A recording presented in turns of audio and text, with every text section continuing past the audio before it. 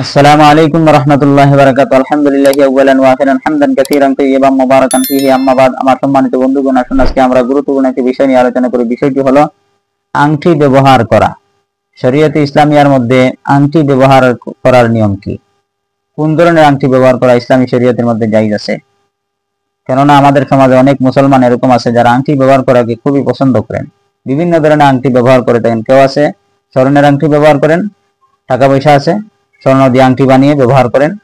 কেউ আছে রূপার আংটি ব্যবহার করেন, কেউ বা আছে লোহা, এরকম পাথর দিয়ে আংটি বানিয়ে ব্যবহার করেন, পিতলের আংটি ব্যবহার করেন। কোন ধরনের কোন কিসিমের আংটি ব্যবহার করা একজন মুসলমানের জন্য জায়েজ? আসুন আজকে আমরা পরিষ্কারভাবে খোলাসাভাবে বিষয়টি বুঝে নেই সহিহ হাদিসের আলোকে। স্বর্ণের আংটি ব্যবহার করা সম্পূর্ণভাবে হারাম। কোন মুসলমান পুরুষের জন্য স্বর্ণের অলংকার ব্যবহার করা সম্পূর্ণভাবে হারাম। তাই স্বর্ণের আংটি ব্যবহার করা সম্পূর্ণভাবে হারাম। স্বর্ণের আংটি ব্যবহার করা যে সম্পূর্ণভাবে হারাম, এই বিষয়টির সমাধান সহিহ হাদিসের আলোকে আমরা জেনে নেই।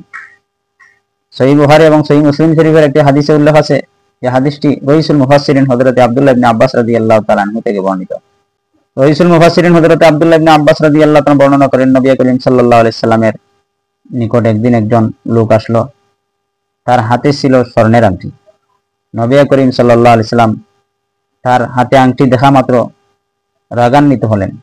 রাগান্বিত হয়ে বললেন, কি ব্যাপার, তোমার হাতে জাহান্নামীদের অগ্নিস্ফুলিঙ্গ দেখতে পাচ্ছি, কি ব্যাপার? নবী করিম সাল্লাল্লাহু আলাইহি সাল্লাম আংটিটি ফেলে দিলেন। এই হাদিস দ্বারা বোঝা গেল স্বর্ণের আংটি ব্যবহার করা মুসলমান পুরুষের জন্য জায়েজ নেই।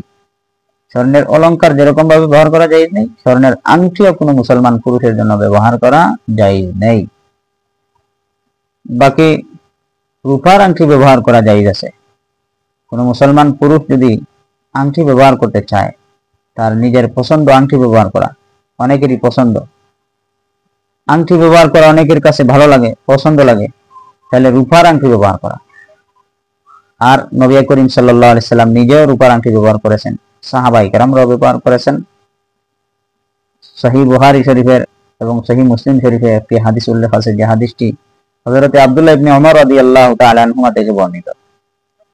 নবী করিম সাল্লাল্লাহু আলাইহি সাল্লাম রূপা দিয়ে তৈরি করে একটি আংটি বানিয়েছিলেন, যে আংটিটির মধ্যে মুহাম্মাদুর রাসূলুল্লাহ লেখা ছিল। নবী করিম সাল্লাল্লাহু আংটিটি ব্যবহার করেছেন। নবী করিম সাল্লাল্লাহু পরে আবু বকর রাদিয়াল্লাহু তাআলা আংটিটি ব্যবহার করেছেন। আবু বকর রাদিয়াল্লাহু তাআলা পরে হযরত ওমর রাদিয়াল্লাহু তাআলা আংটিটি ব্যবহার করেছেন। ওমর রাদিয়াল্লাহু তাআলা পরে হযরত উসমান গনি রাদিয়াল্লাহু কিছুদিন আংটি ব্যবহার করেছেন। উসমান গনি রাদিয়াল্লাহু তাআলা জামানায় এই আংটিটি মদিনার প্রসিদ্ধ একটি কুয়া বিরে আরিস, এই কুয়ার মধ্যে আংটিটি হারিয়ে গেছে। বোঝা গেল এই হাদিসের দ্বারা রূপার আংটি ব্যবহার করা জায়েজ আছে এবং সুন্নত। যদি কেউ আংটি ব্যবহার করতে চান তাহলে রূপার আংটি ব্যবহার করবেন, কেননা নবী করিম সাল্লাল্লাহু আলাইহি ওয়াসাল্লাম রূপার আংটি ব্যবহার করেছেন, সাহাবায়ে কেরামরাও ব্যবহার করেছেন।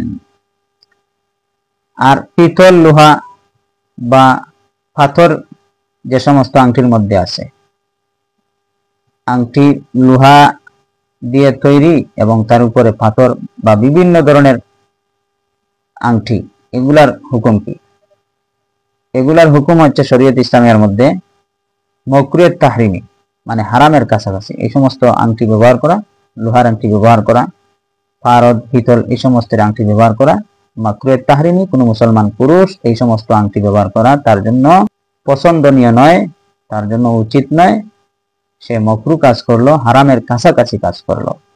এই বিষয়ের সমাধান একটি হাদিসের মধ্যে সুন্দরভাবে দেওয়া হয়েছে। হাদিসের তিনটি প্রসিদ্ধ কিতাব, তিরমিজি শরীফ, আবু দাউদ শরীফ, নাসাই শরীফ, এই তিনটি প্রসিদ্ধ কিতাবের মধ্যে হযরত বুরাইদা আসলামী রাদিয়াল্লাহু তাআলা থেকে একটি হাদিস বর্ণিত হয়েছে, যে হাদিসের মধ্যে আছে, এক ব্যক্তি নবী করিম সাল্লাল্লাহু আলাইহি সাল্লামের নিকট আসলো। নবী করিম সাল্লাল্লাহু আলাইহি সাল্লামের কাছে আসার পর তার হাতে ছিল একটি লোহার আংটি। নবী করিম সাল্লাল্লাহু আলাইহি সাল্লাম তার হাতে আংটি দেখে বললেন, কি ব্যাপার, আমি তোমার শরীরে জাহান্নামীদের অলংকার দেখতে পাচ্ছি। একথা বলার পরে সাহাবী আংটিটি খুলে ফেলে দিলেন। কিছুদিন পর আবার এই সাহাবী হুজুর সাল্লাল্লাহু আলাইহি সাল্লামের নিকট আসলো, একটি পিতলের আংটি পরিধান করে। নবী করিম সাল্লাল্লাহু আলাইহি ওয়াসাল্লাম তখনও বললেন, কি ব্যাপার, তোমার কাছে মূর্তি পূজার গন্ধ পাচ্ছি, কি ব্যাপার, তোমার সাথে মূর্তির গন্ধ পাওয়া যাচ্ছে। এই কথা বলার পরে সাহাবী আংটিটি খুলে ফেলে দিল। নবী করিম সাল্লাল্লাহু আলাইহি ওয়াসাল্লাম কে জিজ্ঞাসা করলেন যে, হুজুর, তাহলে আমরা কোন ধরনের আংটি ব্যবহার করব? নবী করিম সাল্লাম বললেন, যদি আংটি ব্যবহার করতে চান তাহলে রূপার আংটি ব্যবহার করবেন। তবে রূপার ক্ষেত্রে রূপার আংটি ব্যবহার করবেন যে 1 মিসকালের কম রূপা দিয়ে তৈরি করে আংটি ব্যবহার করা প্রত্যেক মুসলমান পুরুষের জন্য জায়েজ। সুতরাং এই হাদিস দ্বারা আমরা কি বুঝলাম, যে কোনো মুসলমান পুরুষে যদি আংটি ব্যবহার করতে চায় তাহলে সে রূপার আংটি ব্যবহার করবে। রূপার আংটি ব্যবহার করা একজন মুসলমান পুরুষের জন্য সম্পূর্ণরূপে জায়েজ আছে, হালাল আছে। আমার সম্মানিত বন্ধুগণ, আসুন আমরা এই যে সংক্ষিপ্ত আলোচনা করলাম, আল্লাহ পাক রব্বুল আলামিন আমাদেরকে যেন সহি দ্বীনের উপর, সহি তরিকার উপর থেকে আমল করার তৌফিক দান করুন। আমিন।